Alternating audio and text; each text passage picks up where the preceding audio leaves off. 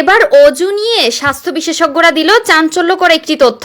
সেই তথ্যে আলোড়ন সৃষ্টি হয়েছে বিশ্বজুড়ে। দৈনিক 5 ওয়াক্ত নামাজে 5 বার অজু করার ফজিলত এবার বিজ্ঞানীরাই প্রমাণ করে দিলেন। তারা প্রমাণ করে দিলেন আল্লাহ তার বান্দাদের কত ভালোবাসেন ও কতটা হেফাজত করেন। একটা মানুষ দৈনিক 5 বার অজু করলে তার শরীরে কি ঘটে ও কতটা উপকারী সবকিছুই জানবেন আজকের ভিডিওতে। প্রিয় দর্শক, আপনাদের কাছে একটি প্রশ্ন রাখলাম, অজুর ফরজ কয়টি? অবশ্যই মুসলিম হিসেবে কমেন্ট করে জানাবেন। আজকের ভিডিওটি সম্পূর্ণ দেখবেন এবং ইসলামের আলো ছড়িয়ে দিতে অবশ্যই ভিডিওটি শেয়ার করবেন। ইসলামের একটি গুরুত্বপূর্ণ বিধান হচ্ছে অজু।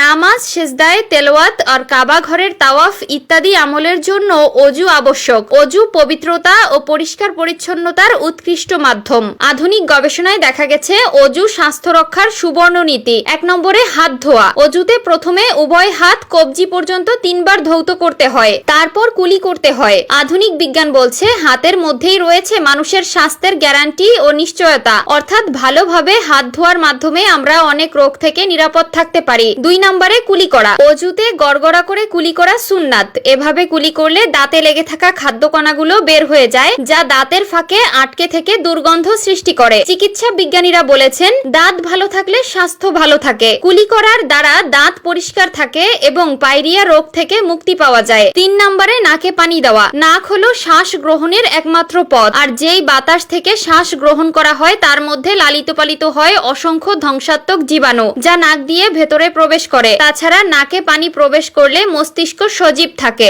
দৃষ্টিশক্তি প্রখর হয় এবং সাইনাসাইটিস রোগের উপশম হয়। 4 নম্বরে মুখমণ্ডল ধৌত করা। বাতাসে অসংখ্য রোগ জীবাণু উড়ে বেড়ায়, যা খালি চোখে দেখা যায় না। স্বাস্থ্য ও সৌন্দর্য বিশেষজ্ঞগণ বলেন প্রত্যহ বারবার চেহারা ধৌত করা সৌন্দর্য ও সুস্বাস্থ্যের জন্য খুবই ফলপ্রদ।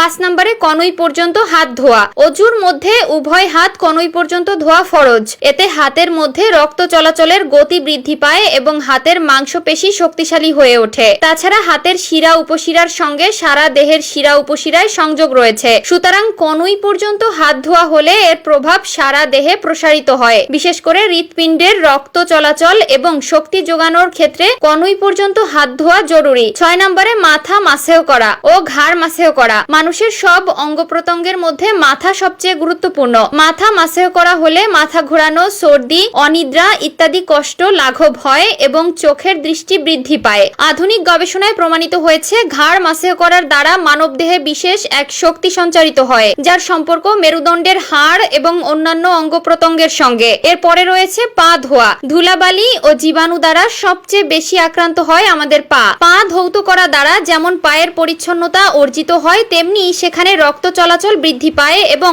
কর্মক্ষমতা বাড়ে। পায়ের সঙ্গে হৃৎপিণ্ড, কিডনি, পেট ইত্যাদি অঙ্গ প্রত্যঙ্গের সম্পর্ক রয়েছে।